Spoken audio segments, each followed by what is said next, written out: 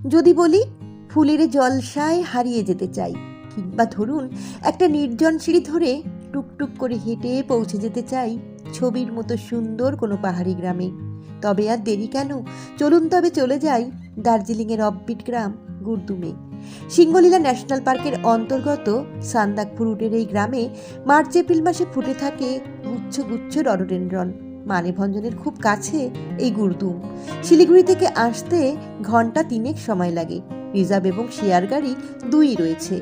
মাত্র 1.5 ঘন্টায় পৌঁছে যাওয়া যায় দার্জিলিং। তবে আমরা কিন্তু টংলু থেকে ট্রেক করে গুরদুম এসেছি। সে এক অসাধারণ অভিজ্ঞতা। গুরদুমকে কেন্দ্র করে বেশ কিছু জায়গা ঘোরা যায়, আবার ছোট বড় কিছু ট্রেকও করা যায়। চলে যাওয়া যায় সান্দাকফু। এখানে থাকার জন্য কয়েকটা মাত্র হোমস্টে। আমরা ছিলাম নিমা শেরপার হোমস্টেতে। এছাড়াও আছে খালিং হোমস্টে, ভিলেজ হোমস্টে ইত্যাদি।